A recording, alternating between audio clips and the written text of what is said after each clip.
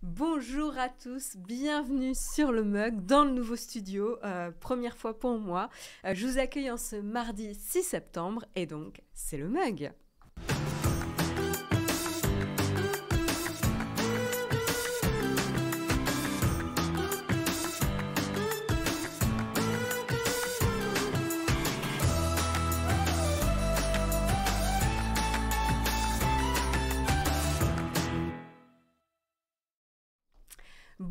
Bonjour à tous, j'espère que vous allez bien, j'espère que vous avez la forme. Il va falloir que je prenne un petit peu mes marques avec cette caméra là aussi. Donc voilà, il va falloir un petit peu être patient avec moi, mais je découvre avec plaisir un petit peu le premier le premier mug dans le studio avec Jérôme qui fait ses manips derrière.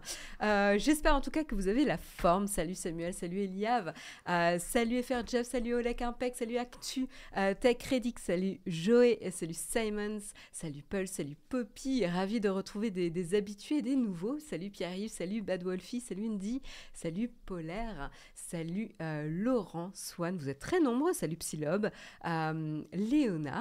Le son est un peu faible, c'est parce que je parle peut-être pas assez proche du micro, ça aussi c'est nouveau pour moi, c'est peut-être à cause de ça.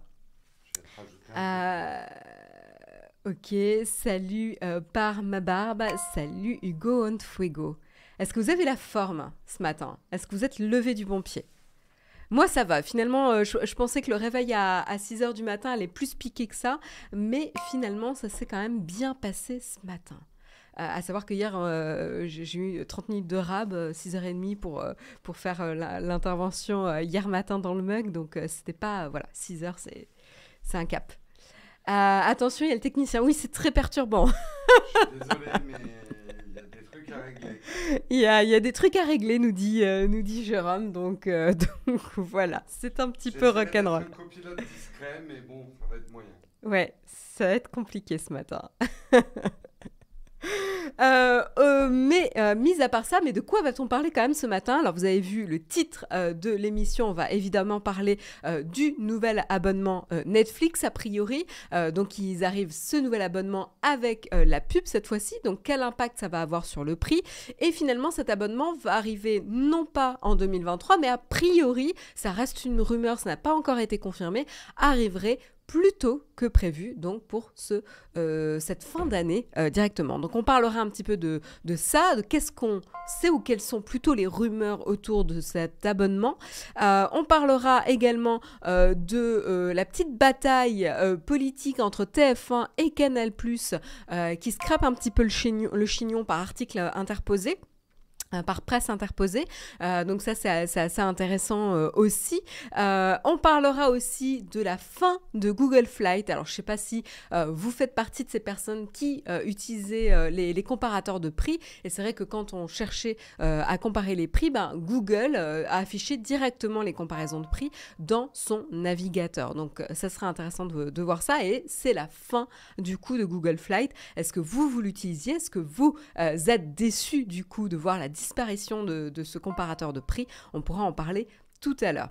Et puis, on parlera également d'un autre abonnement, hein, pas que de Netflix, mais également d'Amazon. Amazon Prime, alors on en avait déjà parlé, il me semble, dans le mug sur l'augmentation de prix de l'abonnement Amazon Prime, qui vous donne plusieurs avantages, hein, que ce soit la livraison, que ce soit l'accès à la plateforme Prime, etc. et tout.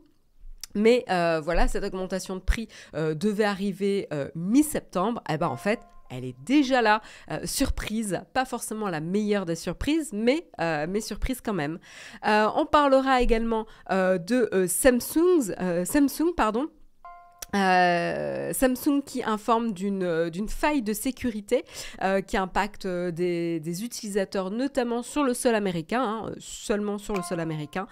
Donc voilà, en tout cas pour Samsung, pas une très très bonne nouvelle. On parlera encore utilisateurs et pas super bonne nouvelle, mais cette fois-ci c'est plutôt du côté d'Instagram, puisqu'Instagram est la cible d'une amende de 405 millions d'euros par donc l'Union l'Union européenne.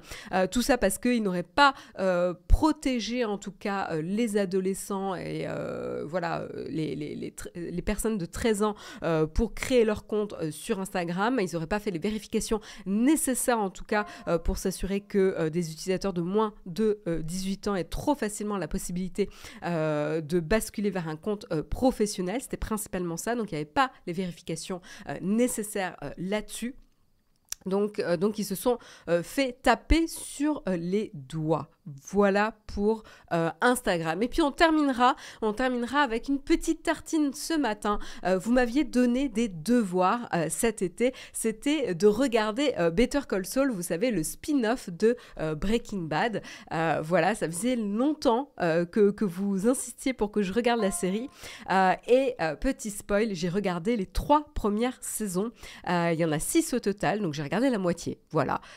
Donc j'ai pas complété vraiment tous mes devoirs. Enfin, remarque, on n'avait pas fait de pari sur le fait que je terminerais Better Call Saul. Mais voilà, j'ai regardé les 3 premières saisons de Better Call Saul, donc on pourra en parler ensemble en fin d'émission, sans spoil. Attention de votre part, je compte sur vous. Voilà pour le sommaire, il est 8h06, je vous propose de commencer tranquillement avec le kawa.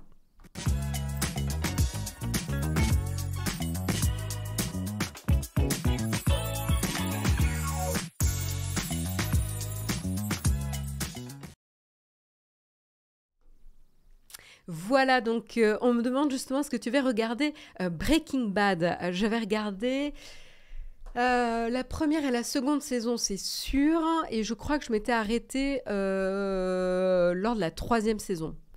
J'avais beaucoup aimé, la première saison pour moi était formidable, j'avais vraiment beaucoup aimé. La 2e saison, j'ai trouvé que c'était un peu une redite, juste une surenchère de la première saison. Et la 3e saison, j'ai trouvé que c'était une surenchère de la seconde saison. Et donc, c'est pour ça que j'ai arrêté, en fait. J'avais l'impression que c'était toujours la même histoire, mais juste en plus gros. Ça m'a un peu rappelé Sons of Anarchy aussi, où chaque saison, c'était il y a un nouveau gang, il y a une nouvelle dispute, mais c'est toujours plus gros. Voilà. Et donc, même si c'était des séries que j'aimais, alors Sons of Anarchy, je l'ai terminé. Mais à la fin, j'avoue que j'en avais un peu marre. J'avais l'impression que ça se renouvelait pas trop. Voilà, Breaking Bad, oui, j'ai rapidement abandonné finalement.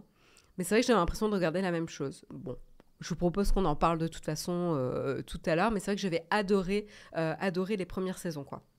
Donc justement, je pourrais vous dire, est-ce que c'est problématique de ne pas regarder Breaking Bad lorsqu'on regarde Better Call Saul, quoi.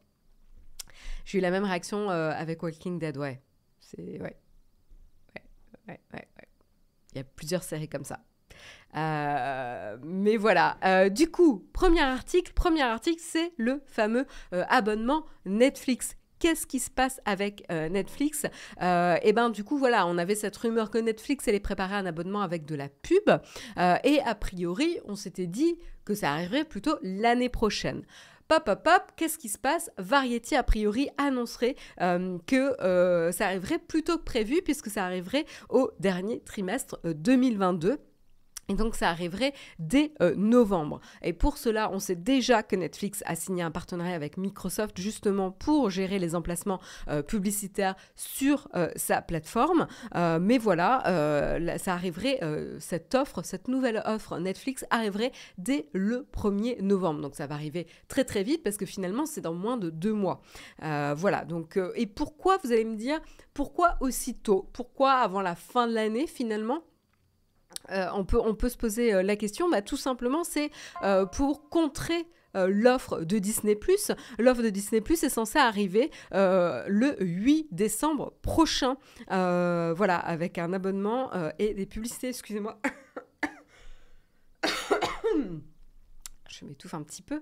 Voilà, donc je reprends mon fil. Donc l'abonnement Disney+, l'offre Disney+, avec la publicité, donc une offre similaire à ce que Netflix pense proposer, arriverait, elle, le 8 décembre.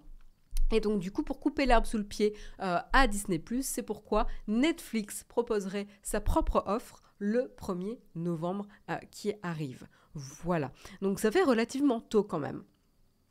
Et donc, pourquoi cette offre avec de la publicité? C'est quoi le but derrière? Tout simplement, c'est de pouvoir rémunérer partiellement ce type d'abonnement avec la publicité, c'est-à-dire faire un prix moins cher pour les abonnés, pardon, pour vous et moi, donc un prix moins cher pour entrer avec Netflix, pour commencer avec Netflix, mais la contrepartie, c'est que cet abonnement est partiellement payé par la pub, et donc vous aurez de la publicité. Et donc du coup, en termes de prix, ça reste encore des rumeurs, hein, donc vraiment à prendre avec des pincettes. En termes de prix, c'est de 7 à 9 dollars prévu aux États-Unis, et a priori, ça serait à peu près le même prix en France, donc en dessous de la part des 10 euros pour cet abonnement avec la publicité. Il apparaîtrait d'abord donc aux États-Unis, au Canada, au Royaume-Uni, en France et en Allemagne pour un premier lancement. Voilà. Donc vous, est-ce que un abonnement Netflix avec de la pub à moins de 10 euros, c'est quelque chose qui pourrait vous faire changer d'abord votre propre formule si vous l'avez, ou vous faire commencer à utiliser Netflix pour ceux qui ne l'ont pas? Ça m'intéresse. Ah oui, alors voilà, il y a une très très bonne question dans la chatroom. Il y a Amourazi qui nous demande des pubs en plein milieu d'une série.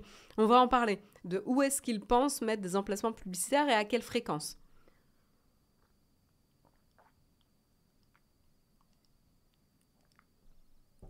Alors, vous avez l'air assez contre la pub. Non, pas du tout. Extranet nous dit cette grosse blague. Si j'ai pris Netflix, c'est justement pour plus me taper la pub. Et s'ils finissent à mettre la pub partout, j'arrêterai Netflix. Ça me gèverait de payer et avoir de la pub. Oui, mais tu payes moins cher. Donc, ça permet d'avoir un accès moins cher, finalement, à ce service. Non, non, non. Si, Pierrout, c'est ce que j'ai dit en début d'article, c'est bien Microsoft qui va gérer les emplacements publicitaires.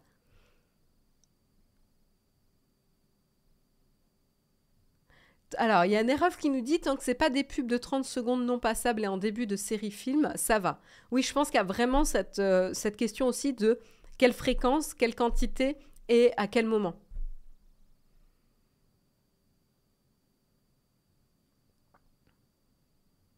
Donc voilà.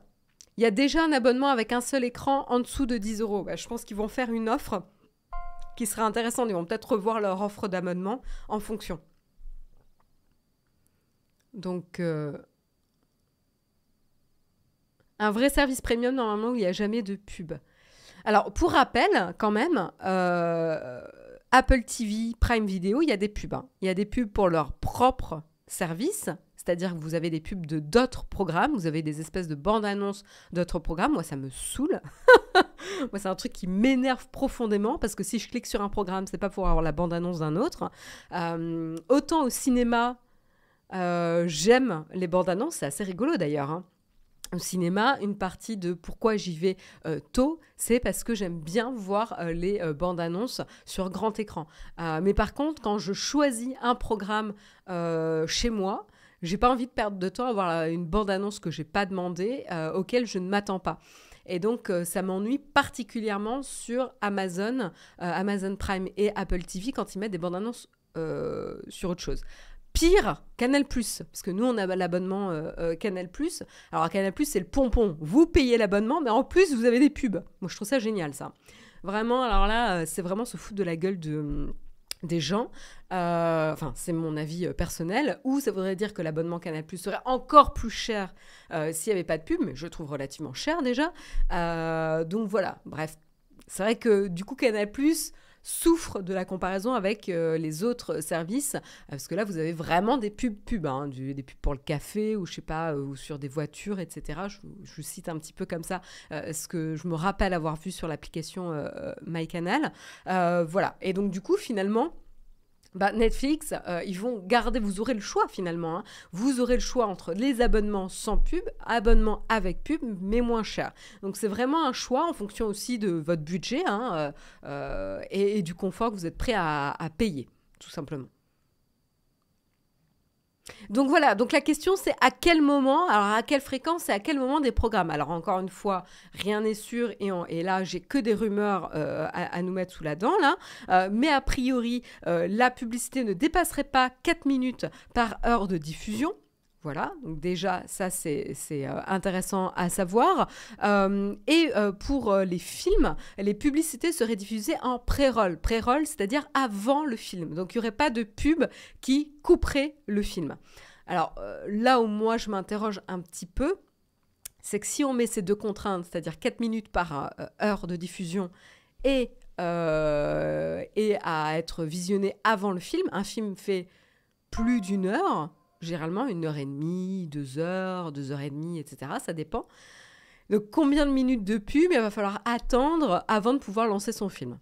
Bon, je pense qu'ils ont prévu quelque chose d'un peu plus intelligent que ça. Mais voilà, j'ai trouvé les rumeurs un petit peu étranges, un petit peu bizarres. Donc, je doute quand même que ça soit 4 minutes de pub avant de pouvoir commencer un film. Ça me paraîtrait étrange. Voilà, Pierre-Yves qui nous dit « Tu commences à 10 minutes de pub avant ton film ».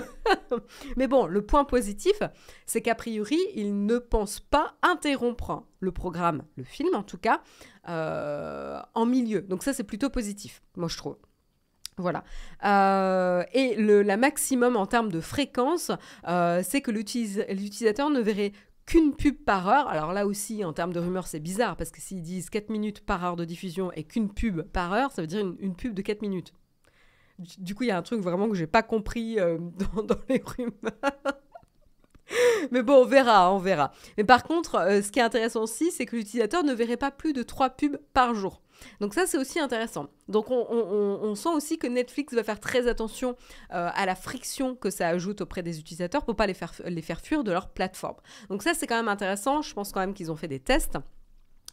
Donc j'ai quand même des doutes de 4 minutes de pub par heure, etc. Je pense que c'est peut-être dans le cas où vous regardez des séries et donc il y a des épisodes et entre les épisodes vous pourriez avoir, je sais pas, 30 secondes ou peut-être 2 pubs, peut-être 1 minute de pub entre les épisodes. Et même pour atteindre 4 minutes, je trouve ça un peu compliqué. On verra. Mais voilà, en tout cas, ce sont les rumeurs qu'on a. De même, pour le ciblage publicitaire, il serait relativement limité finalement parce qu'il ne se reposerait pas ni sur l'âge, ni sur le genre, ni sur vos habitudes de visionnage. Donc ça voudrait dire a priori que vous allez avoir des pubs pas adaptées à vous, puisque pas ciblées, donc d'autant plus ennuyantes. À voir, j'en sais rien. Là aussi, je trouve ça un petit peu étrange. On verra un petit peu ce qui se passe, sachant en plus que moins la pub est ciblée, moins cher elle se vendra du coup. Parce que du coup, les annonceurs, ils vont diffuser des pubs qui ne seront pas forcément pertinentes auprès de la cible. Alors là où je trouverais ça étrange de vendre des emplacements publicitaires peut-être pas alignés avec le type ou le genre de programme diffusé. À voir. Ça sera intéressant vraiment d'en discuter quand ça sera lancé. Par contre, ce qui est intéressant, c'est aussi que Netflix aurait indiqué aux annonceurs que d'ici la fin de l'année, le nouvel abonnement pourrait attirer près de 500 000 abonnés. Donc voilà, donc là, pourquoi aussi Netflix se lance sur cette nouvelle formule d'abonnement? C'est évidemment alors, il le lance avant Disney+, pour contrer la tactique de Disney+, mais pas juste pour couper l'herbe sous le pied à Disney+, c'est évidemment pour contrer la perte d'abonnés et continuer sur leur croissance en termes de nombre d'abonnés sur la plateforme. C'est évidemment ça qui motive ici Netflix, puisqu'ils avaient vu leur première baisse cette année en termes de croissance. Donc ce qui était assez inquiétant finalement pour Netflix. Tiens, question, est-ce qu'on sait s'ils vont mettre aussi sur les profils enfants? C'est une bonne question. Falco Bull, c'est une bonne question. Je pense que ils vont... mon intuition, mais c'est vraiment mon intuition, c'est qu'ils ne le feraient pas sur les profils enfants.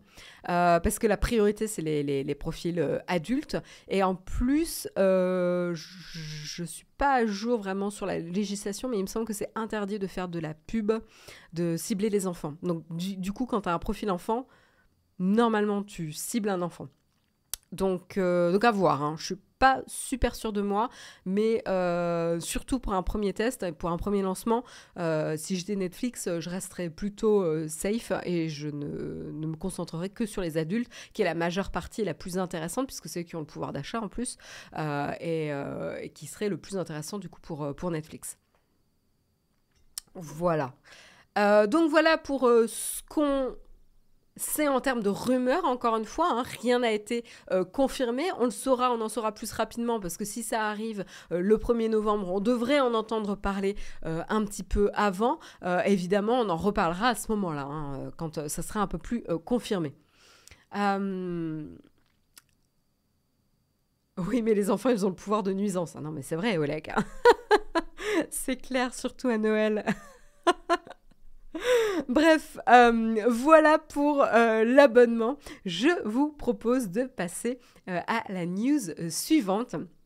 News suivante qui concerne la petite friction, le petit conflit entre Canal+ et TF1. Donc on reste encore sur la diffusion ici de programmes. Qu'est-ce qui se passe? Alors je ne sais pas si vous avez suivi l'affaire, mais tout simplement vendredi dernier, donc vendredi 2 septembre, Canal+, du coup qui appartient à la filiale Vivendi, hein, a annoncé qu'il ne diffuserait plus les chaînes du groupe TF1 en raison d'un désaccord sur le contrat, sur le montant du contrat de distribution de ces chaînes.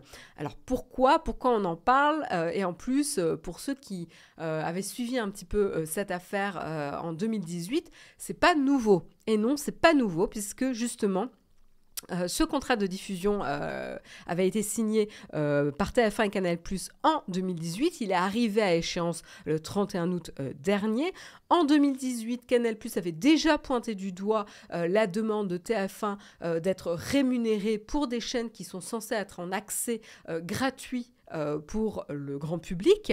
Vraiment, donc ça c'est assez... c'était déjà quelque chose sur lequel Canal+ s'était battu à l'époque. Et donc, du coup, ici, comme le contrat est arrivé à échéance, bah, ça veut dire que une nouvelle négociation doit arriver. Et du coup, si la négociation n'aboutit pas, hein, il y a une deadline et Canal+ est un peu pris à la gorge ici, puisque s'ils n'arrivent pas à se mettre d'accord, ils n'auront pas d'accord légal et de cadre légal dans lequel qui les autorise à diffuser les chaînes de TF1. Voilà. Et qu'est-ce qui se passe en termes de montant? Bah, a priori, ça c'est Canal+ qui le dit, TF1 exigerait une hausse de 50% du montant des droits de diffusion des chaînes, de ces 5 chaînes, soit 20 millions d'euros par an. Voilà. Donc du coup, c'est pourquoi Canal+ s'est dit non, 20 millions d'euros par an, c'est un budget conséquent. Comme en plus, normalement, ces chaînes doivent être en accès gratuit pour les abonnés, s'ils augmentent le prix de 50% pour Canal+, ça va impacter ses marges et potentiellement, ils vont vouloir faire impacter les abonnés sur le prix qu'ils doivent payer pour diffuser ces chaînes. Or, comme ces chaînes sont censées être en accès gratuit pour ses abonnés, le prix ne devrait pas augmenter pour Canal+. Et même, on pourrait même challenger sur Canal+ ne devrait peut-être même pas payer pour ces chaînes. Bon. Oui et non, parce qu'en fait, il y a d'autres avantages. Évidemment, le fait que Canal+ puisse diffuser les chaînes du groupe TF1, ça leur donne un avantage compétitif, ça leur permet d'avoir des nouveaux abonnés. Donc, il y a aussi un avantage quand même financier à Canal+ de pouvoir diffuser les chaînes du groupe TF1. Donc, c'est pas aussi simple que ça Canal+ ne devrait rien payer du tout, quoi. Mais en tout cas, voilà, une augmentation de 50%, il y a de quoi pas être content, quoi. C'est pas une augmentation très très douce. Et donc du coup, c'est pour ça que Canal+ a fermé et a arrêté en fait de diffuser les chaînes du groupe TF1. Voilà. Qu'est-ce que je peux vous dire de plus? Donc TF1 a réagi évidemment, il déplore fortement la décision de Canal+. Plus précisément, il y a même des petites menaces par le secrétaire général du groupe, Didier Cassas, qui l'a partagé sur France Info lundi, donc le 5 septembre, où il a dit: on ne va pas se laisser prendre de l'audience et laisser nos téléspectateurs sans possibilité de regarder nos antennes sans réagir. Parfait, ils ont qu'à donner un moyen à leurs téléspectateurs sans reposer sur Canal+, de regarder ces chaînes dans ce cas. Il informerait que le groupe TF1 ici, pense à réfléchir à la suite et notamment potentiellement à une plainte. Alors pour l'instant, ils y pensent, rien n'est confirmé, mais ils y pensent. Ils pensent à la prochaine action à suivre. Voilà, rien de confirmé en tout cas, il n'y a aucune plainte qui a été déposée pour l'instant. Autre retournement de situation, la ministre de la Culture qui s'en mêle. Et oui, parce qu'on adore quand le gouvernement se mêle du business. Et donc du coup, Rima Abdul Malak s'est exprimée et notamment envoyé une lettre au dirigeant de Canal+, Maxime Saada.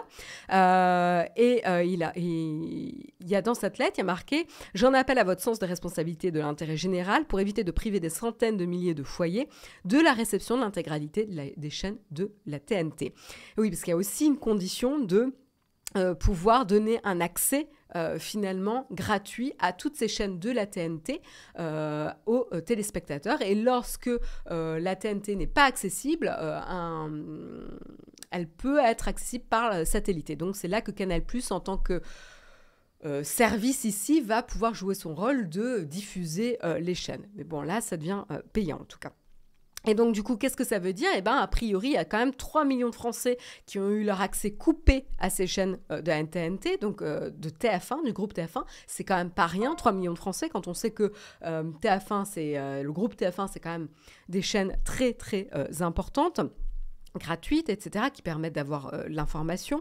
Alors, évidemment, il y a des solutions qui existent, vous n'êtes pas complètement coupé.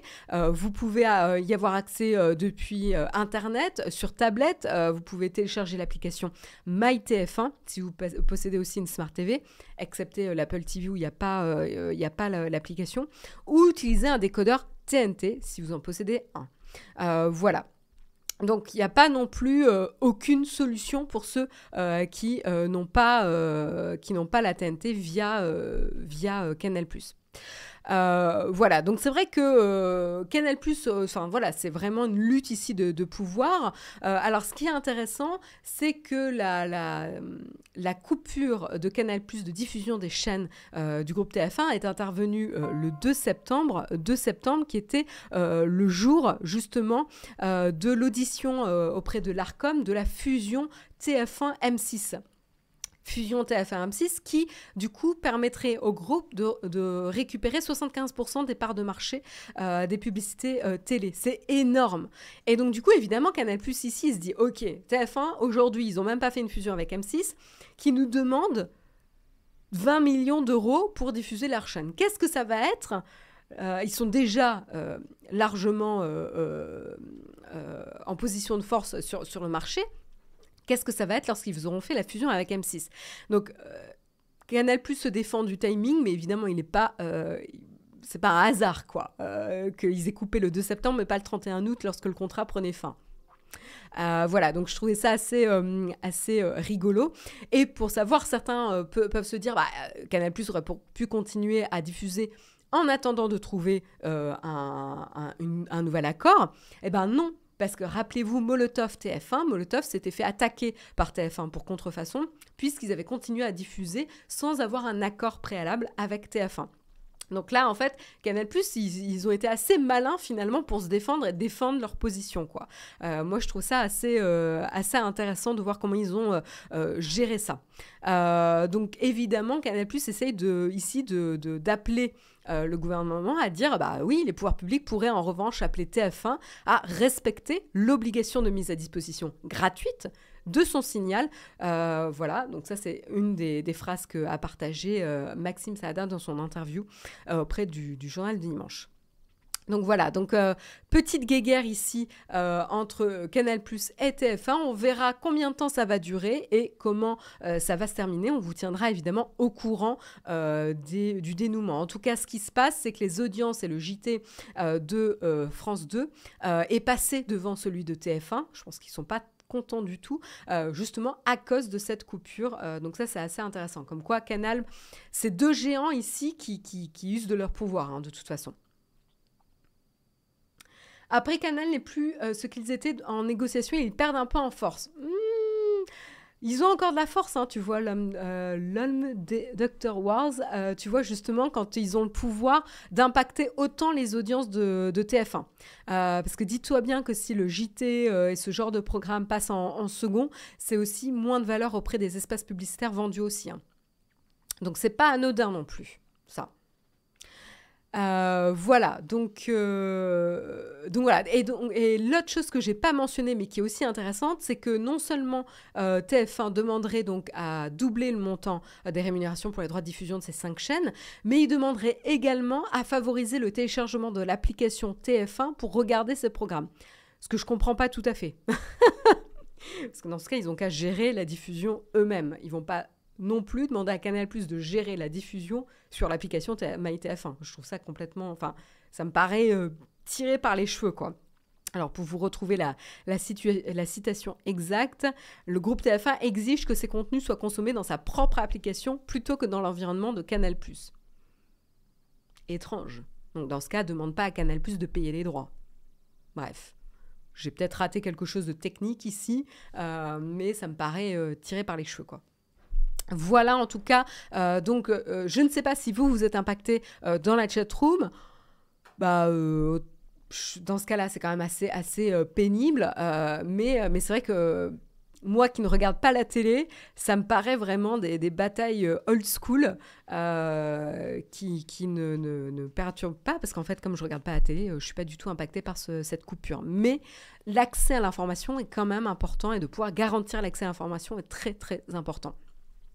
Donc, ça serait intéressant à suivre comme affaire, en tout cas. Voilà pour, du coup, la petite histoire TF1 Canal+. On continue. Il y a Flonflon qui nous dit impacté parce que je regarde certains programmes de TF1 sur l'appli via Apple TV. Et donc, du coup ça m'intéresse de savoir comment t'as impacté, du coup, Flonflon, parce que... Ah, d'accord. Du coup, ouais, il n'y a pas l'application MyTF1 sur Apple TV, c'est ça? Donc, tu regardes via Canal+. Donc là, ça impacte le confort, ouais. Oui, parce qu'ils mettent de la pub en plus dans leur application, ouais.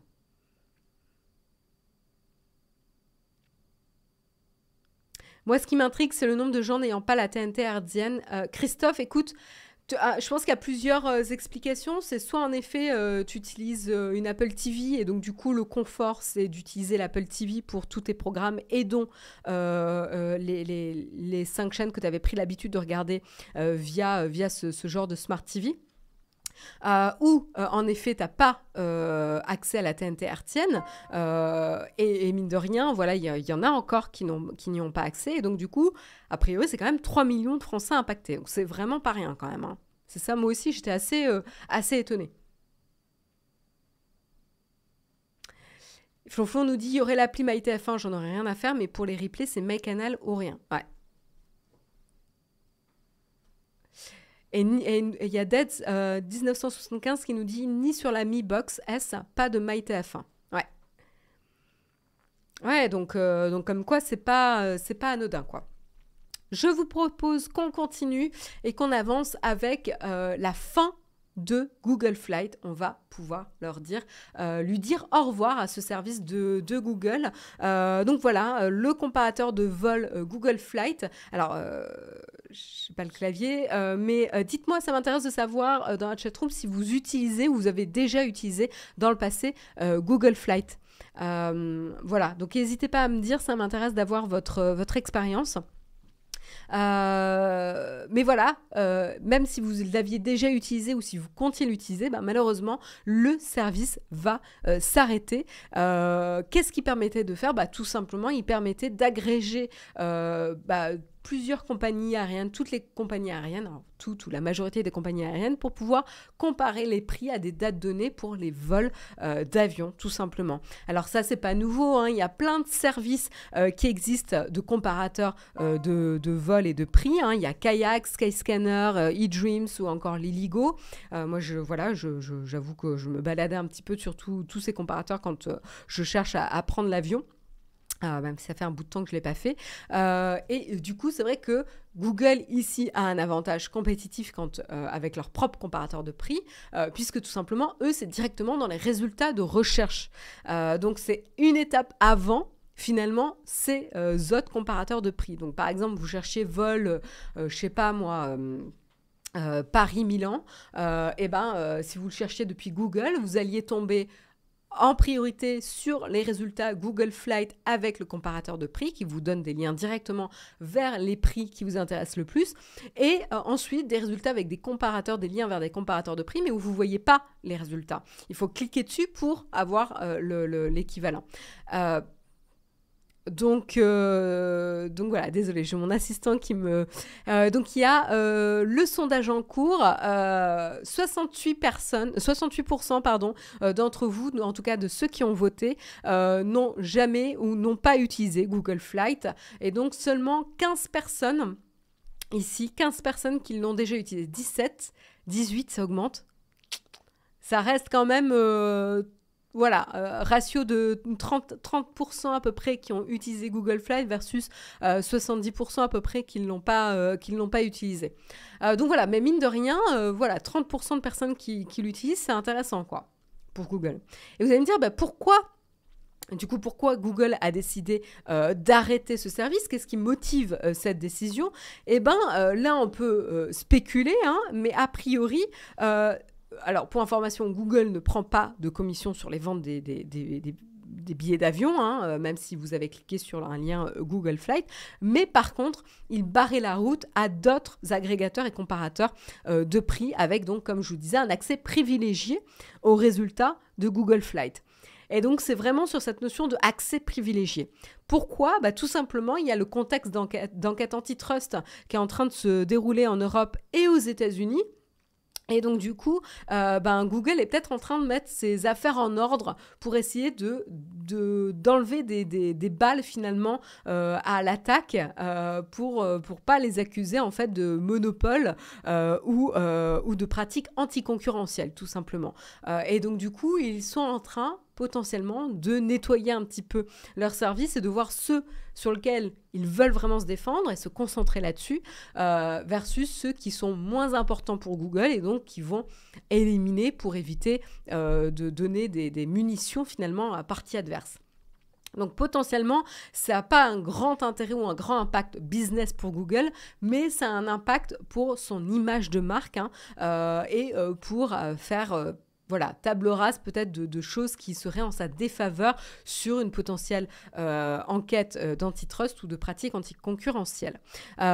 D'autres services sont visés par cette enquête.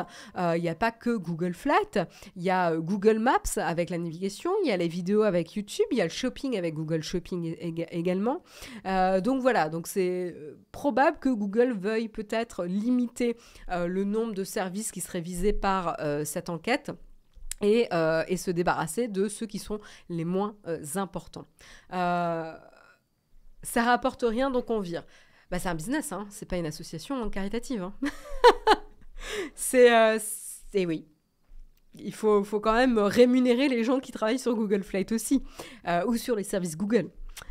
Tu vas pas au boulot sans avoir la perspective d'être rémunéré pour ton travail accompli. Donc c'est la même chose pour Google. Un grand merci pour vos soutiens.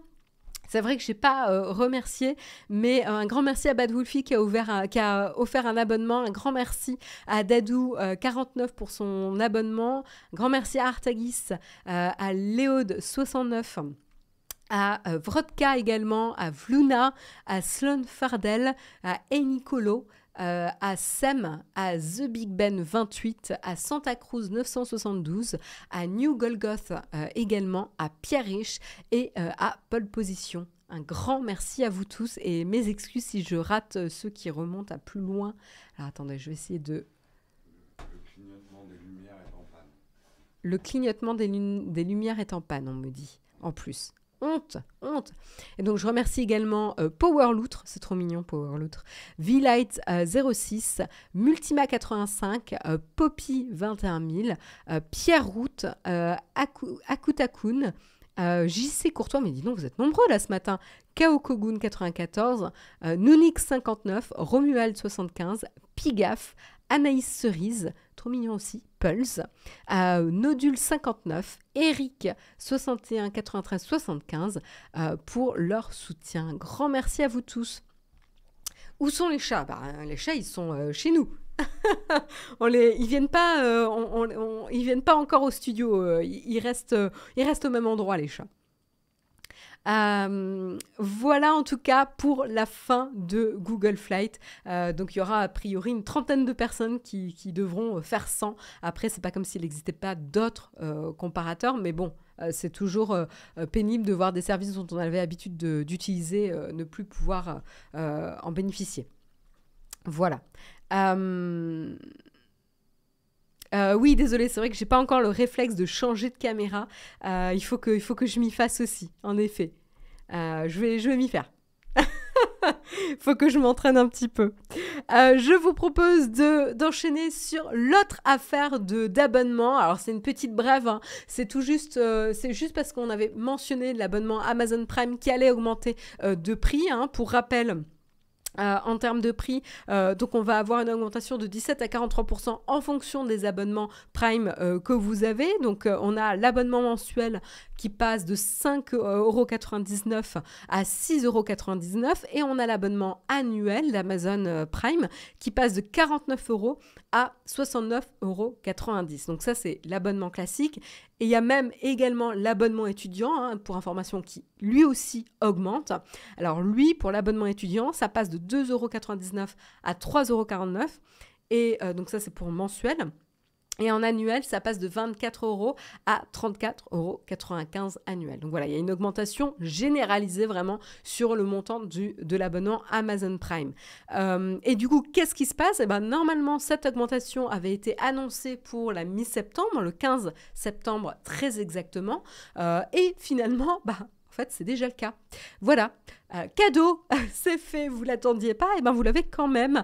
Voilà, donc si vous attendiez ou si vous planifiez de réfléchir à prendre l'abonnement tant qu'il n'était pas trop cher, malheureusement, c'est fini, puisqu'ils ont augmenté plus tôt que prévu les prix. Donc moi, j'ai vérifié hier soir sur mon propre abonnement, en effet.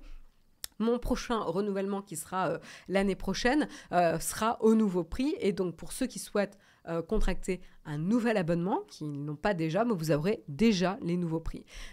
Donc c'est voilà, c'est comme ça. On parlait des augmentations de 50% pour Canal+, là on a une augmentation de 40% ici pour certains abonnements. Donc ça peut piquer. À voir si les gens seront quand même convaincus de la valeur d'Amazon Prime ou pas. Est-ce que vous songez à arrêter votre abonnement avec cette augmentation ou pas, pour ceux qui l'ont, hein. Et je vous rappelle, cet abonnement vous donne plusieurs avantages. C'est à la fois un avantage de livraison gratuite lorsque vous faites vos commandes Amazon, à la fois l'accès à la plateforme de programme Amazon Prime. Il y a Flonflon qui nous dit « Faut bien les payer, les anneaux de pouvoir ». J'avoue, c'était la série la plus chère produite par Amazon. Et donc, du coup, tu le payes dans l'augmentation de l'abonnement, quoi. Elle a intérêt à être bien, hein, cette série. Hein. Mais bon, vous en avez déjà parlé avec Jérôme hier. Il y en a qui trouvent ça toujours rentable malgré l'augmentation. C'est inclus. Moi, je reste abonnée. Ah, il y a Caricule qui nous dit qu'il va arrêter. Sondage Marion, oui, c'est Jérôme Sondage, parce que moi j'ai pas accès au clavier, donc il arrive. Carrément compris dans la box. Ah ouais, donc quand c'est compris, vous n'avez pas de problème. Non, je garde mon abonnement. Alors les prix, je répète, ça passe c'était de 49 € à 69,90 €, donc il y a environ 20 € d'augmentation. Et le mensuel, c'est de 5,99 € à 6,99 €. Voilà. Il y a The Gold Killer qui nous dit « J'ai arrêté l'abo dès l'annonce de l'augmentation ». Il y a... Merde. Ah merde, j'ai pas accès à la souris. Je peux pas scroller dans les... La livraison gratuite ne nécessite pas d'être Prime si plus importante que 25 €. Ça, merci pour la précision, Blue Sky. Ah, c'est intéressant, toi, tu as regardé pour l'année 2021 et 2020 en fonction de tes commandes et tu étais perdant avec l'abonnement. C'est intéressant de prendre le temps de regarder finalement ta consommation et tes commandes. C'est le bon réflexe, ça, de maîtriser son budget.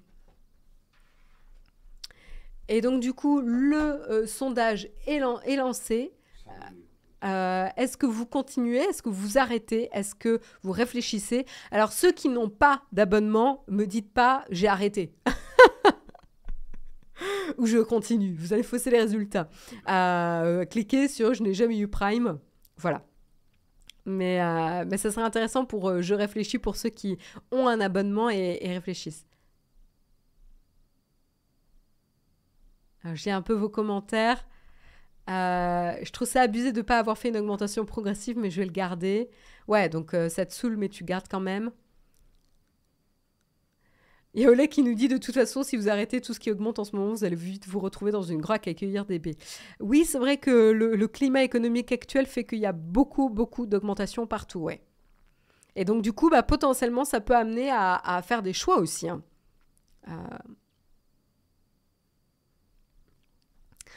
Perso, tu comprends pas l'augmentation Indigo, si tu l'as pas, j'ai envie de dire, ça te regarde même pas. Et en effet, tu comprends pas parce que tu comprends même pas pourquoi les gens prennent l'abonnement en premier lieu. Donc du coup, c'est normal que tu comprennes pas non plus l'augmentation. Moi, je pense que je vais arrêter. De toute façon, il n'y a pas du tout de logique que Jérôme et moi, on ait tous les deux un abonnement Amazon Prime. Vous voyez qu'on n'utilise pas de manière très intelligente nos abonnements encore. Donc je vais l'arrêter. Il y a Wendigo qui dit après Amazon Prime n'a pas changé depuis des années. Le prix de 49 € il y a 10 ans valait plus que maintenant à cause de l'inflation, sachant que maintenant il y a plus de services qu'avant.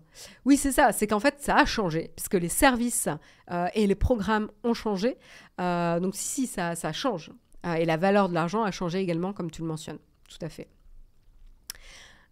Donc là, on est à 50% quand même qui disent qu'ils vont continuer. Des personnes qui ont répondu du sondage. 20% qui disent...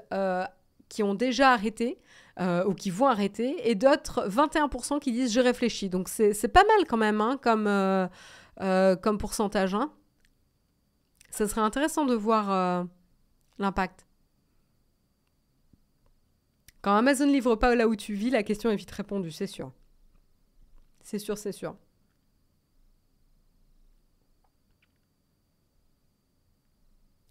Est-ce que toutes les plateformes légales de streaming qui augmentent ne poussent pas vers les alternatives illégales? C'est intéressant comme question. C'est légitime. La différence, c'est qu'en fait, c'est le coût de la friction. C'est-à-dire s'embêter à aller télécharger un à un les programmes. Désolée, on se passe la souris avec Jérôme. La friction qui est pour chaque programme que tu souhaites regarder, aller les chercher, les télécharger illégalement, prendre le risque, etc., les stocker, parce que ça demande du stockage, etc.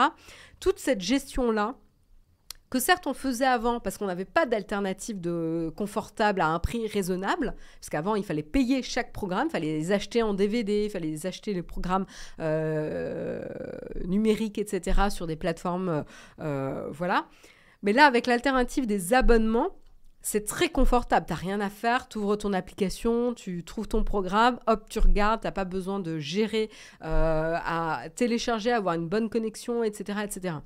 Donc honnêtement, moi j'y ai pris goût à ce confort. C'est-à-dire qu'il y a des programmes que j'aimerais voir qui ne sont pas forcément disponibles sur les plateformes que je regarde, mais en fait, comme ce n'est pas disponible, j'ai même pas envie de m'embêter à aller les télécharger illégalement. Donc en fait, voilà... C'est vraiment une question qui se pose. Ça serait intéressant de suivre un petit peu l'évolution finalement, de voir si les gens vont préférer se désabonner. Pourquoi? Il y a plusieurs raisons. Parce que les prix augmentent, parce que l'économie n'est pas dans un climat très positif, donc tous les prix généralement augmentent et donc les gens vont faire plus attention à leur budget. Et donc potentiellement, c'est là où ils vont se demander, est-ce que la valeur que j'obtiens de ce service est suffisamment importante pour mériter ce prix-là? Voilà, c'est tout simplement ça la question que les gens vont se poser. Et donc, on va voir si c'est le cas. Donc, voilà. Donc, on n'a pas trop bougé au niveau du sondage. C'est vraiment 52% qui continuent avec leur abonnement Prime, 20% environ qui réfléchissent et 20% environ qui ont arrêté. Voilà. Donc, ça serait intéressant à voir si ça met en péril Amazon, en tout cas. On continue avec une petite brève. On n'a pas beaucoup d'informations. Ah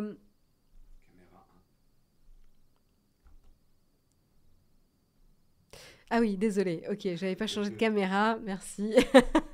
C'est vrai que je fais l'erreur de regarder la caméra ici et pas ce qui se passe sur le live.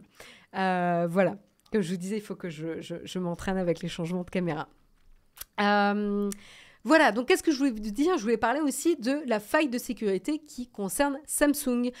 Qu'est-ce qui se passe? Eh ben, ils ont annoncé tout simplement dans un article de blog, qu'ils avaient eu une faille de sécurité qui s'est déroulée aux alentours du 4 août. Dernier, donc relativement récemment. Et donc, il y aurait eu un accès par une tierce partie non autorisée à certaines informations de leurs clients américains. Donc là, il n'y a pas... voilà, si vous avez des produits Samsung, etc., commencez pas à paniquer. A priori, ça ne concerne que les clients sur le sol américain. Et donc, ça inclut des informations du type nom, des informations de contact, des dates de naissance et des informations sur les produits enregistrés. Il n'y a pas d'informations sur les cartes de crédit, de paiement, etc. ou des numéros d'identification nationaux qui auraient été communiqués. Donc tout ça, c'est pas concerné. Voilà, donc du coup, Samsung est obligé de communiquer là-dessus, évidemment. Il n'y a pas beaucoup d'informations sur...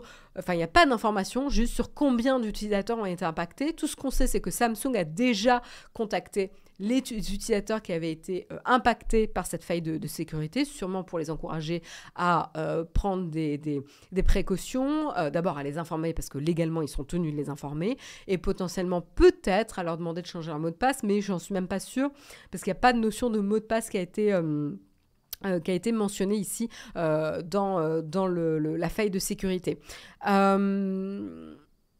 Les appareils de Samsung ne sont pas la cible de la faille de sécurité, donc il n'y a pas d'angoisse à avoir sur est-ce qu'il faut que je mette à jour mon appareil Samsung, est-ce qu'il faut que j'arrête de l'utiliser. Non, ça ne concerne pas les appareils Samsung en tant que tel, c'est sûrement une base de données Samsung auquel une tierce partie a eu accès.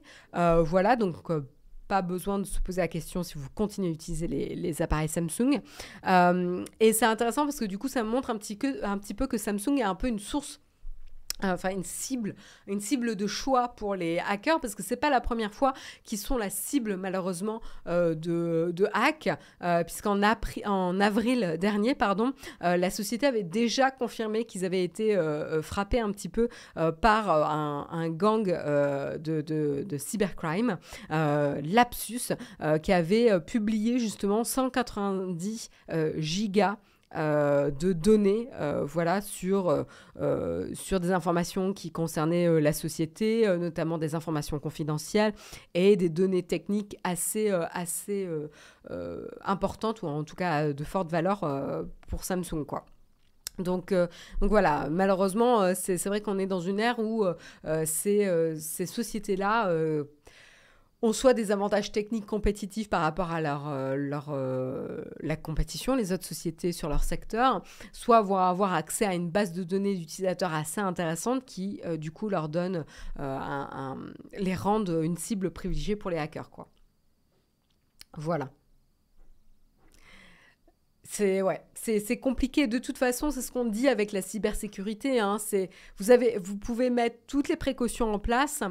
Ces précautions en place vont dissuader les hackers, mais ça ne veut pas dire que vous n'êtes jamais impénétrable. C'est juste combien de temps ça va mettre à ces hackers d'accéder et de casser vos défenses, en fait. Et donc, le but, c'est que vous avez tant de défenses que finalement, le coût que ça représente pour eux de passer du temps à essayer de briser vos défenses n'en vaut pas la peine pour ce qu'ils vont pouvoir en récupérer. Donc là aussi, on est dans un valeur-coût, une équation valeur-coût ici. Donc c'est ça qu'il faut comprendre aussi avec la cybersécurité. Ça ne veut pas dire qu'il ne faut pas mettre en place les mesures, hein, mais justement, c'est des mesures qui jouent leur rôle de dissuasion aussi.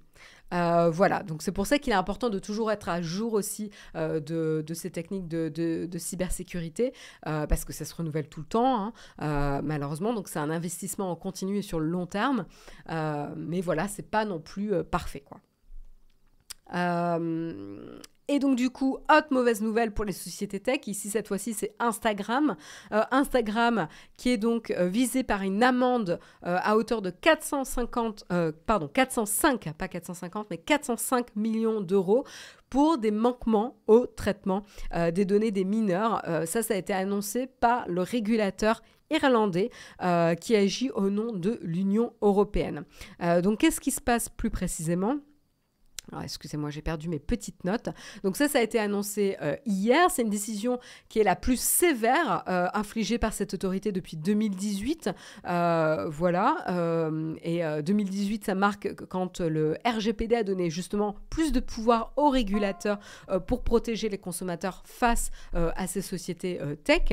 Et donc du coup, la Commission irlandaise pour la protection des données, DPC, c'est vraiment l'équivalent de la CNIL d'ailleurs en France, hein, pour information, supervise pour le compte de l'Union européenne, du coup Facebook, puisque le siège de Facebook en Union européenne est en Irlande. Donc c'est pour ça que c'est le régulateur irlandais qui a sanctionné ici Facebook, donc Instagram, mais Facebook du coup, puisque c'est, enfin Meta, puisque c'est le groupe.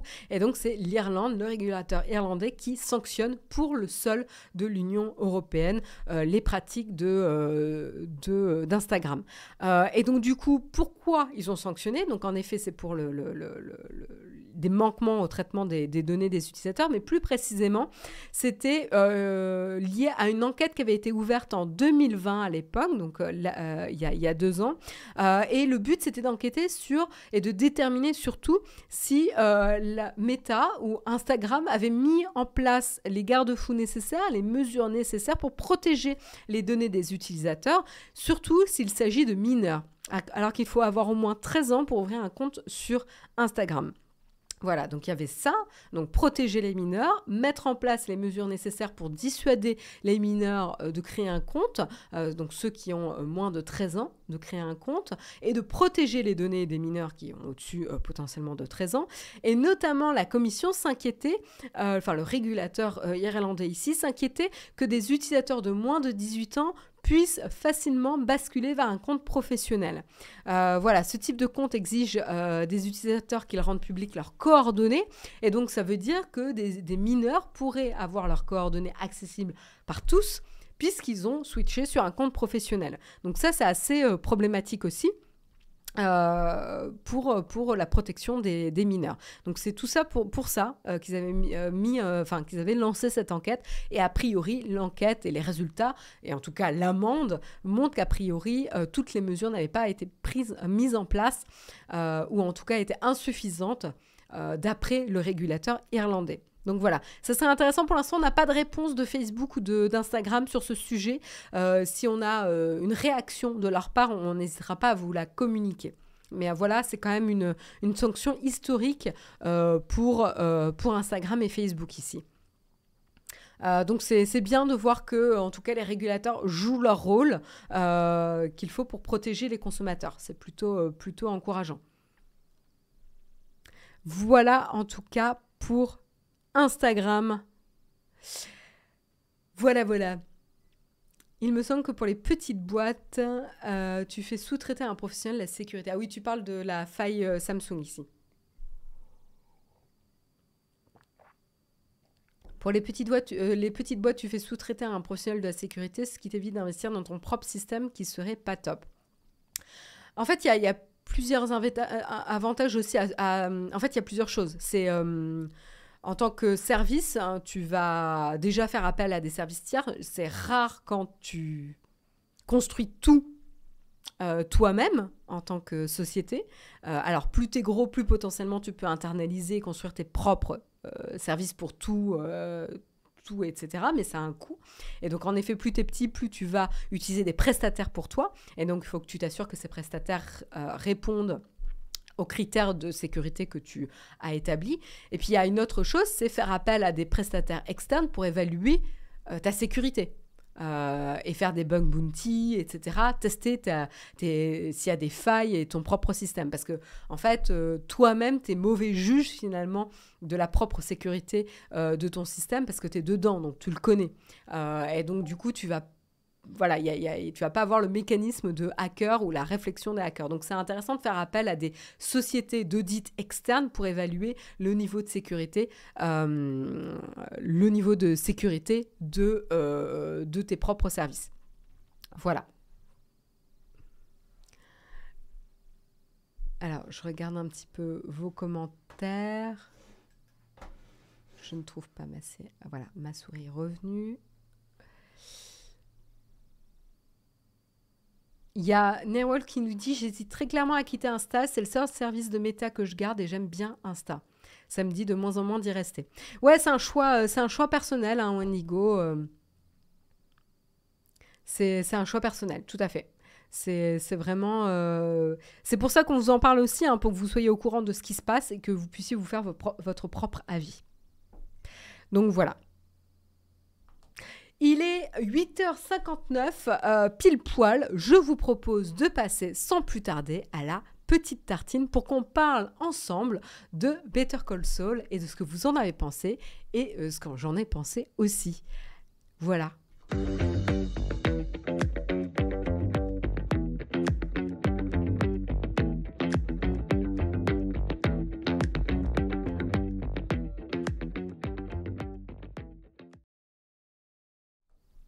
Alors, Better Call Saul, c'est quoi? C'est une série, on va parler série télé. Alors, si vous n'êtes pas intéressé, vous pouvez évidemment quitter l'émission. Si vous n'aimez pas la série, peut-être que vous n'avez pas envie d'en entendre parler. Mais du coup, Better Call Saul, c'est quoi? Tout simplement, c'est un spin-off de la série Breaking Bad qui suit la vie de Jimmy McGill avant qu'il ne prenne le pseudonyme de Saul Goodman. Saul Goodman, qui est donc l'avocat véreux de Walter White, le personnage principal de Breaking Bad. Voilà, donc Saul Goodman, c'est l'avocat véreux de Breaking Bad, et donc on va suivre sa vie, ses déboires, etc.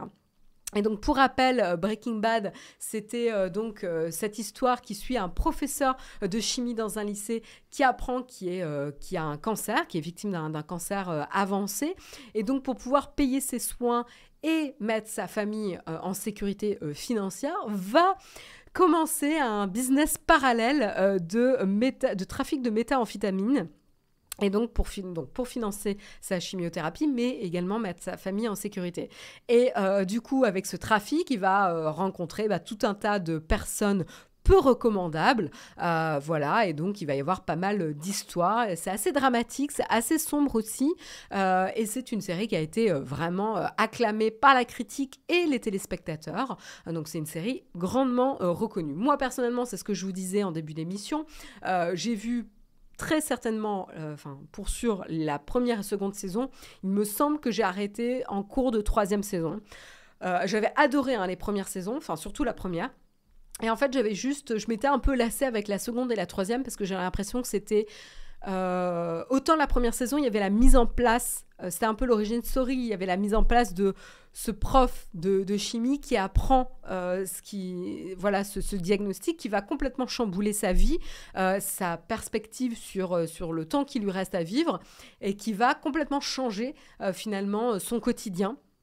Et qui va mettre en place ce trafic, etc. Et puis finalement, la seconde saison et la 3e saison, on était toujours dans ce trafic, mais avec des collaborateurs de moins en moins respectables, avec des embrouilles de plus en plus grosses. Et donc, en fait, j'avais l'impression que c'était juste une boucle de surenchère. Je simplifie, vraiment, je simplifie.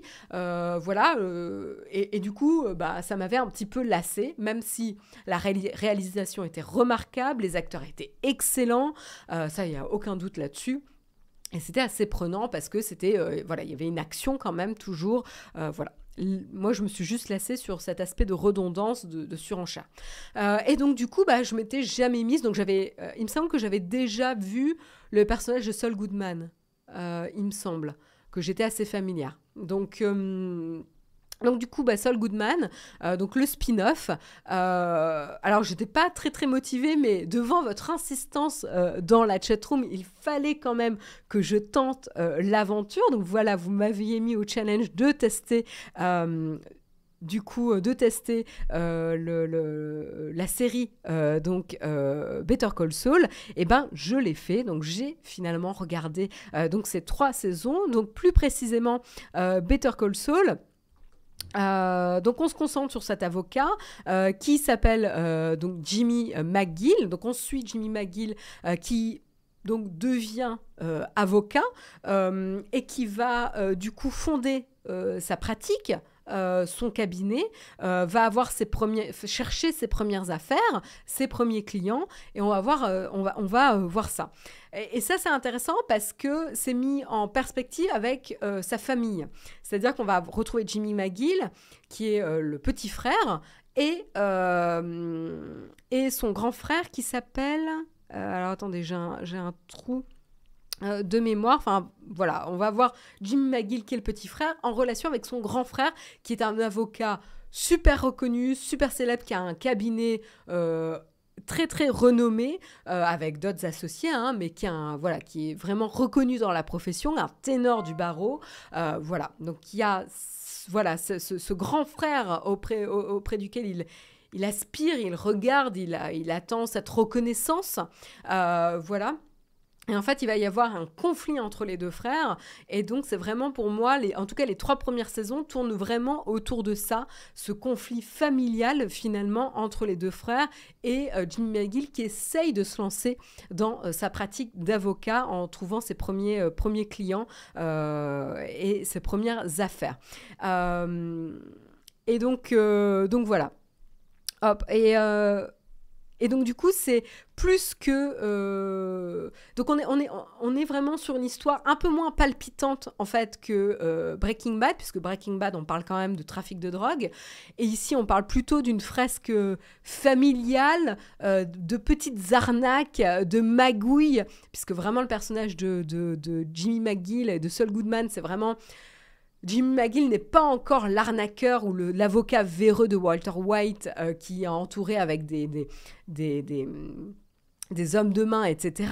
Il en est au début de sa carrière. Et donc, c'est hyper intéressant de tout l'enjeu, finalement, de cette série Better Call Saul, c'est de voir comment il va devenir, finalement, cet avocat véreux. Et c'est finalement cette ascension, cette déchéance, finalement, vers le personnage de Saul Goodman qu'il n'est pas encore. Et donc, ce qui est intéressant, c'est en début de chaque saison, vous avez le premier épisode, où le début du premier épisode va vous montrer une scène post-Breaking Bad. Donc, c'est la déchéance de Saul Goodman. Ou pas la déchéance, mais en tout cas, il vous montre l'after Breaking Bad. Donc, qu'est-ce qui est arrivé à cet avocat véreux qui n'est plus avocat véreux. Et donc, vous avez une scène qui est presque, je crois, en noir et blanc, ou en tout cas très, très désaturée, qui vous montre un petit peu ça. Et donc, du coup, ça pose la question, mais comment il en est arrivé là ? Comment ce personnage qui a l'air plein d'espoir, motivé, hyper intéressé par sa pratique d'avocat et par commencer à travailler, quoi, comment il en est arrivé là. Et donc du coup, bah voilà, j'ai vu que les 3 saisons, encore une fois, hein, que les 3 premières saisons, mais c'est assez intéressant de voir en tout cas cette fresque, cette espèce d'origin story, mais qui se déroule du coup sur plusieurs saisons. Moi, j'adore les origin story, hein, pour information. C'est ce que je trouve le plus intéressant. Par exemple, chez Marvel, j'en ai rien à foutre d'avoir des affaires à chaque film, il sauve des personnes ou il tue un méchant. Ce qui m'intéresse, c'est comment un super-héros en est venu à avoir ces pouvoirs-là et comment il gère ça. Moi, c'est ce que je préfère. Donc, c'est vraiment très, très, très personnel ici. C'est un goût très personnel. Et donc, j'aime beaucoup, beaucoup Better Call Saul. J'ai beaucoup aimé ces 3 saisons. Il faut savoir que c'est quand même supporté par des acteurs de choix, hein. Vraiment l'acteur qui joue Jimmy McGill ou Saul Goodman, puisque finalement c'est 2 identités, donc Bob Odenkirk est vraiment excellent, c'est pas une surprise, il a été acclamé par la critique, il est vraiment célébré, ça a été vraiment une révélation. Donc il est formidable parce qu'il a du bagou, il a cet aspect magouille, toujours à se mettre dans des histoires pas possibles, mais il a aussi l'intention et le bon cœur, il est très très attachant. Il fait toujours ça pour aider des personnes, avec une bonne intention, mais il va toujours le faire de la pire des manières. Donc c'est assez rigolo aussi, c'est assez comique, c'est aussi tragique, et donc c'est un personnage haut en couleur, très très riche, et l'acteur est vraiment formidable.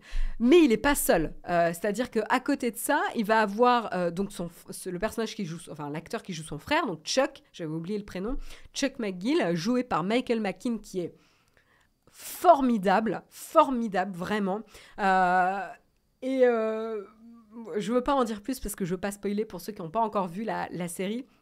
Mais il joue quand même un avocat qui est reconnu dans la profession, assez aguerri, hein, il a une carrière confirmée, il n'a plus rien à prouver, etc. Mais depuis quelque temps, il est affligé d'un mal où il souffre des ondes électromagnétiques. Donc dès qu'il y a un smartphone, une prise, un appareil d'électroménager, etc., qui fonctionne, ça le fait terriblement souffrir. Et donc, il devient complètement parano. Voilà, on doit te poser l'appareil, le smartphone à l'entrée de la maison avant de rentrer. Les lumières ne sont pas allumées, donc il s'éclaire à la bougie. Enfin, voilà, il a un inconfort lié à ces ondes électromagnétiques qui va...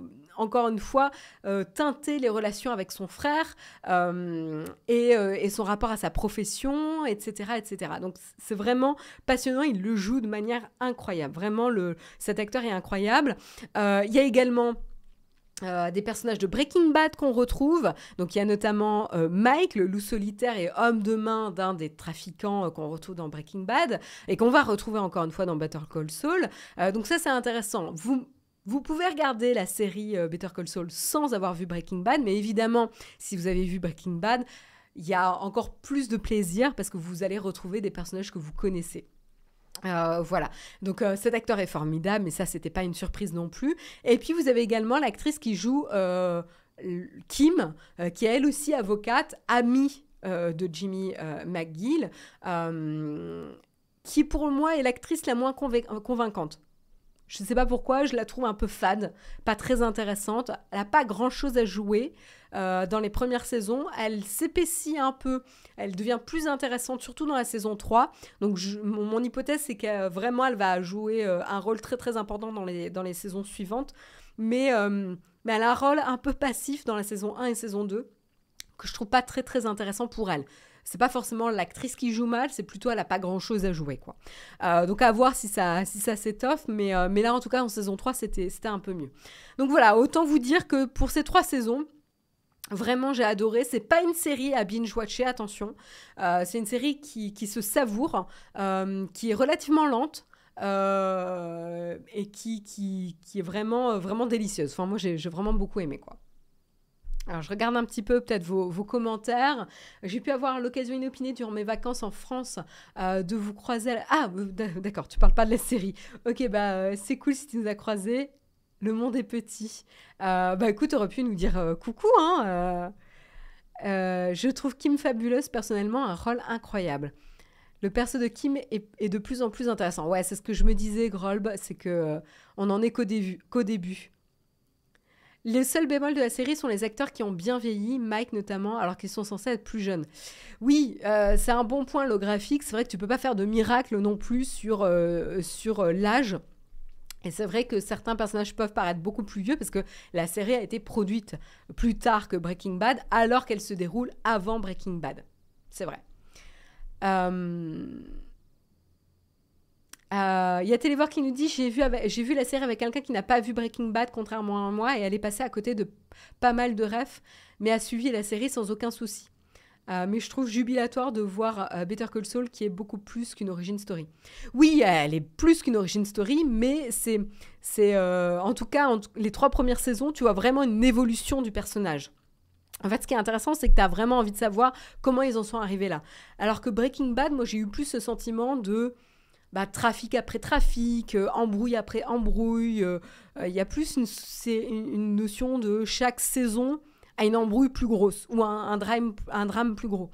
Alors que là, dans ces 3 saisons, il y a vraiment une évolution avec un fil rouge, qui est l'évolution de ce personnage et puis ce conflit et ce rapport avec le frère qui devient de plus en plus dramatique. C'est ça qui est intéressant. Cette série a surpassé Breaking Bad selon moi. Alors ça, je peux pas encore juger. Mais c'est vrai que j'ai abandonné Breaking Bad plutôt que je n'ai pas encore abandonné, en tout cas, Better Call Saul. Donc moi, en tout cas, elle m'a plus convaincue, mais c'est différent. Elles ont à la fois beaucoup de choses en commun, puisqu'elles ont la même ambiance, elles se déroulent au même endroit, Albuquerque, elles ont le même style de réalisation avec des trouvailles intéressantes, et puis elles ont beaucoup de personnages en commun. Mais elles sont pour moi très différentes dans la manière dont elles mènent leur série. L'une est plus répétitive puisqu'elle va avoir des nouvelles embrouilles et des surenchères sur des trafics de plus en plus gros, l'ampleur du trafic de Walter White qui grossit et qui devient de plus en plus risqué, etc. Et même le personnage qui évolue aussi. La naïveté du professeur de chimie qui se transforme en autre chose. Et ça, c'est intéressant. Mais je l'ai trouvé un peu plus répétitif. Mais c'est un avis très personnel. Versus Better Call Saul, où on est vraiment dans le changement du personnage. Et pour l'instant, on n'a pas eu plusieurs affaires, par exemple. Là où tout ça pourrait devenir répétitif, c'est à chaque saison, une affaire différente. Pour l'instant, c'est pas le cas. Ça va potentiellement devenir le cas, mais je ne l'ai pas vu pour l'instant. Voilà.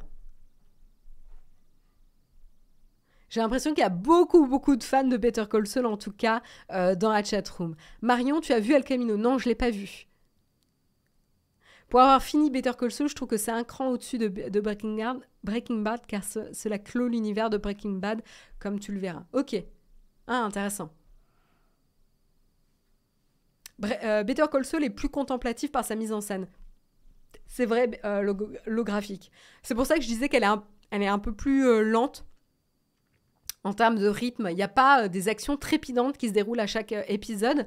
Mais en fait, tu t'attaches... je me suis beaucoup plus attachée au personnage de Saul, de Jimmy McGill, parce qu'il n'est pas encore Saul Goodman. Et à ce personnage de Jimmy McGill, mais pas seulement. Je me suis beaucoup attachée aussi à son frère, même s'il est détestable, mais pas que. Voilà, c'est pas noir ou blanc. Je me suis beaucoup attachée au personnage de Mike aussi, que je trouve génial. Très intéressant d'avoir creusé ce personnage secondaire.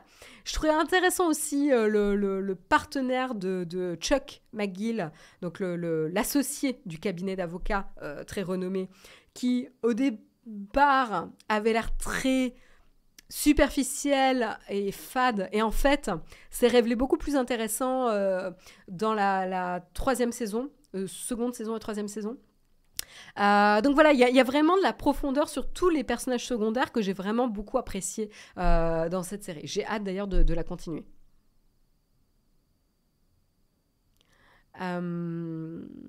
Voilà.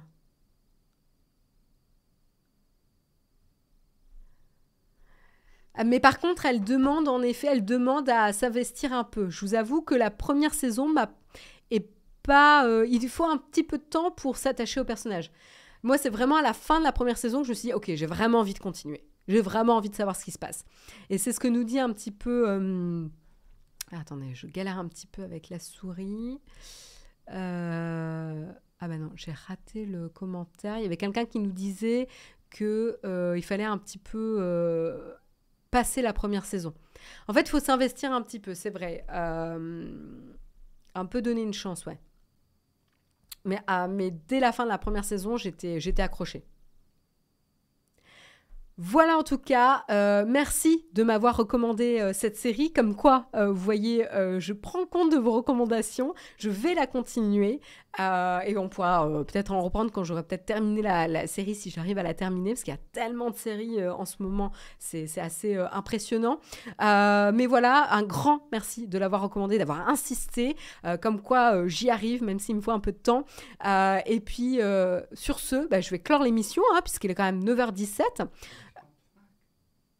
Non, je vais pas avoir le temps, il est 9h17. Donc, pas de cornfac ce matin. J'ai pas le temps, malheureusement, mais on pourra prévoir un petit cornfac la semaine prochaine. Je vous souhaite une excellente journée. C'était un plaisir de vous retrouver ce matin. J'espère que vous avez passé une bonne émission. Je vous donne rendez-vous, du coup, la semaine prochaine, mardi, à 8h, comme d'habitude. Et puis, sinon, vous retrouverez Jérôme demain matin, comme d'habitude. Non. Demain, c'est Guillaume. Ah, demain, c'est Guillaume, ok. Moi, je serai là jeudi. Petit changement de... Et raid... je vois pas là, à cette distance. On raid Géades. Voilà. Très bonne journée à tous. Salut. Générique de fin. Je ne le trouve pas. Il est deuxième ligne. Ah, hop.